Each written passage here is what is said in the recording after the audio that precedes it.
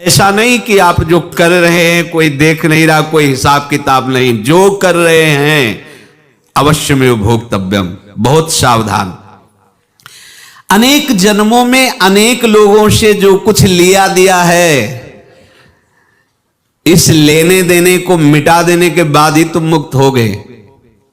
इसीलिए एक उपाय है, लेना न देना मगन रहना। क्या? मालिक को समर्पित हो जाओ, मालिक को अपना माना हुआ समर्पित कर दो, खत्म। अहम त्वाम स्वरूपापेभ्यो मोक्षयिष्यामि, सब खत्म, आगे पीछे लेना देना सब खत्म। एकादश स्कंद में भगवान श्री कृष्णचंद्र जी ने कहा, जो मेरे चरणों का आश्रय लेकर भक्त मेरा भक्ति करता है, उसके पितृ ऋण, मातृ ऋण, देव ऋण, ऋषि ऋण, सब ऋणों से मैं मुक्त कर देता हूं। बस यही एक उपाय है जो इसके बंद करने का उपाय भक्तों के लिए है, वो यही है, भगवान की शरण में होकर अपना माना हुआ पूरा भगवान के अर्पित कर दो। अर्पित करने का तात्पर्य उसमें आम हटा दो। तदीयम वस्तु गोविंदम तुभ्यमेव समर्पये। जिनसे तुमने सेवा करवाई है उनकी सेवा करनी पड़ेगी, जिनसे तुमने जो कुछ लिया है उनको देना पड़ेगा। ये लेने देने का व्यापार जब तक समाप्त नहीं होगा तब तक तुम्हारा जन्म मरण चलता रहेगा। अब आपको यहां समझना है, यदि आपसे किसी ने पैसे लिए बेईमानी करके नहीं दे रहा है तो आप उसको गाली मत दीजिए, आपने बेईमानी की थी इसलिए आपकी बेईमानी हुई है, ले गया, कोई बात नहीं है, बंधन से मुक्त हुए, जो बोझा था चला गया। उसको ऐसा ना देखे कि ये बेईमान हमारे रुपए मार लिए, अब जो कुछ होगा देखेंगे। अगर आप आगे नया कुछ करते हैं तो फिर आगे का हिसाब आपको भोगना पड़ेगा, ध्यान रखना। ऐसा नहीं है कि आपको भोगना नहीं पड़ेगा। एक ही उपाय है कि अब जो शरीर धारण किए इसी में जो भोग ले, आगे ना होना चाहिए। तो क्या करे? सर्वतो भावेन भगवान की शरण ले ले। ये तो सर्वाणि कर्माणि मयि सन्न्यस्य मत्पराहा अनन्ये नैव योगेन माम ध्यायन्तु उपासते तेषामहं समुद्धर्ता मृत्यु संसार से। ये बड़ा कठिन है पार होना, कोई छोटी मोटी बात है। एक महात्मा बाल्यावस्था से भजन करते थे, शालिग्राम भगवान पास रखते थे और उन्हीं की आराधना करके बस पाठ, नाम, जप और भ्रमण करते थे। यौवन अवस्था थी, गंगा जी के किनारे अपने ठाकुर को विराजमान करके स्नान करने के लिए कपड़ा ही उतार रहे थे कि 90 लोग आ गए, भाला तलवार सब ले, मारो मारो इसको मारो, घेर लिया। तो उन्होंने हाथ जोड़कर कहा, हमने क्या अपराध किया? कोई सुन ही नहीं रहा। तो उन्होंने कहा, मार तो डालोगे ही आप 90 लोग, हम कोई अस्त्र शस्त्र तो लिए नहीं, एक बार हमें गंगा में डुबकी लगा देने दो और अपने ठाकुर को स्नान करा देने दो, फिर इसके बाद आप मार देना। भगवत इच्छा से वो लोग रुक गए, स्नान किया और अंदर से प्रार्थना की, प्रभु ये क्या लीला है आपकी, आपके सिवा मेरा कोई है नहीं और ये मुझे मारना चाहते हैं। तो भगवान ने जानते हो क्या कहा उनके अंतर में? तुम मेरे में ध्यानस्थ हो करके शरीर को छोड़ो, ये लोग मारेंगे।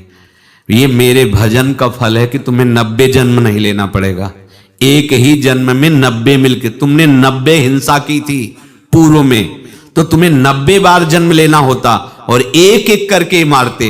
ये मेरे भजन का प्रताप है कि एक बार में ही 90 का हिसाब हो जाएगा। तुम आंख मूंदो, मेरे ध्यान में मगन रहो, मेरे प्रताप से तुम्हें कोई चोट नहीं होगी और स्वाभाविक मूर्छावस्था में प्राण तुम्हारे छूट जाए। ऐसा ही हुआ, ऐसा हुआ। तो ये बात समझ लो कि ये जो कर्मानुबंध है, ऋणानुबंध है। आप देखो, अगर शाप महात्माओं ने दिया कि तुम्हारे वंश का इससे विनाश होगा, तो भगवान भी परम धाम जा रहे तो उसी कील से, बाण की नोक में जो मछली लील गई थी, छोटा कण, उसी से की नोक बनाई और उसी नोक को प्रहार किया। भगवान के श्री चरण में वही बाण की नोक लगी और भगवान स्वीकार किया ना। भगवान का बड़ा लीला विचित्र है। अगर छुप करके उधर रामावतार में बात, तो इधर ऐसे स्वीकार किया है भगवान ने। ऐसा कहीं नहीं दिखाया कि मैं भगवान हूं तो मैं अपने लिए, ऐसा नहीं दिखाया। नारद जी का हित किया पर नारद जी ने शाप दिया तो भगवान ने स्वीकार किया। बंदरों ने ही सहायता की, जैसा बोले थे वैसा ये लीला इस शरीर में भोगनी पड़ेगी। हां, ज्यादा को कम में भुगता देंगे, पर अब अगला शरीर ना मिले, इसके लिए सर्वतोभावेन भगवान के आश्रित हो जाए। जैसे आपने दुकान